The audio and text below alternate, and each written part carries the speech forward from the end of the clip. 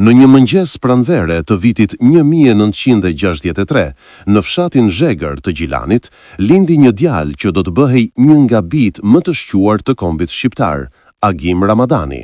Ai nuk lindi në pallate, por në një shtëpi të thjeshtë, në një kohë kur fjala liri ishte ende ndaluar dhe ëndra shqiptare e coptuar midis kufive. Qysh fëmijë, Agimi dallonte nga të tjerët.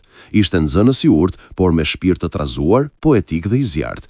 Në shkollën e Zhegërit recitonte me pasion, shkruante poezi për atë dheun dhe nuk duronte padrejtësinë.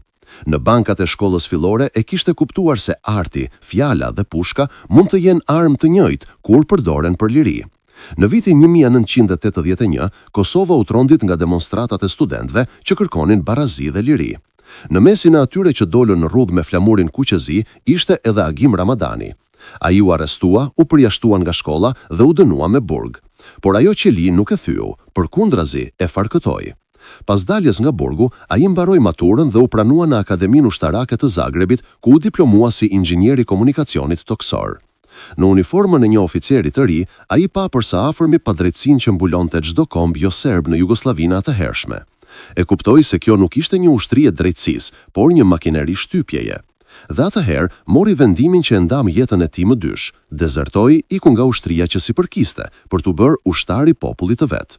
Në fund të vitit 1992, Agimi bashkë me bashkëshorten Shukrien dhe fëmijët jetonin e donin shkon në Zvicër.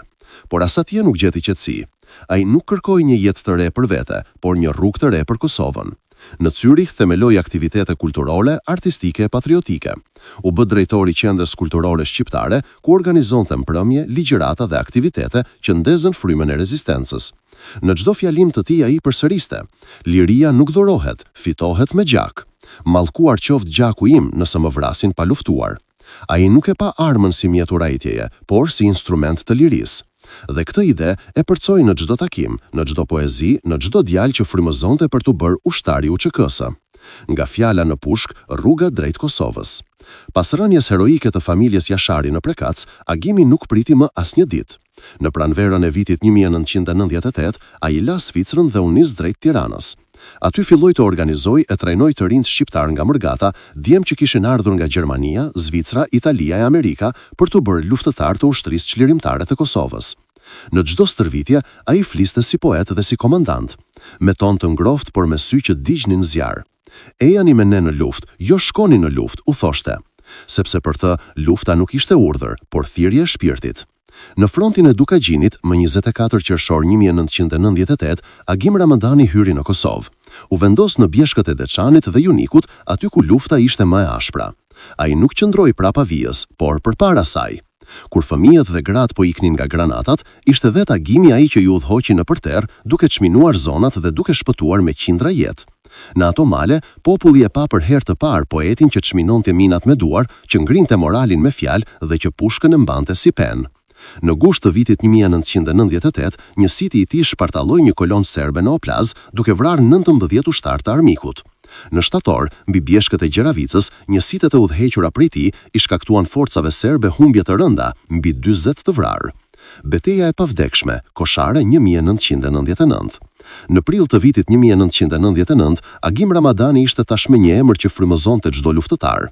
Në orën 3 të mëngjesit të 9 prillit, ai udhëhoqi 69 ushtar të brigadës 138 në ofensivën më të madhe të UÇK-së, betejën e Koshares.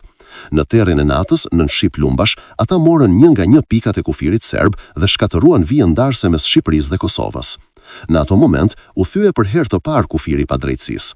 Flamori kuqezi u ngrit mbi kodrat e Koshares. Në ajër u ndjet diçka që s'ishte më thjesht fitore ushtarake, ishte rilindje kombëtare. Por vetëm 2 ditë më vonë, më 11 prill 1999, në vendin e quajtur Rasat e Koshares, një plumb snajperi serb goditi në gjoks komandantin e njësitit. Agim Ramadani ra siç kishte jetuar në vijën e parë të frontit.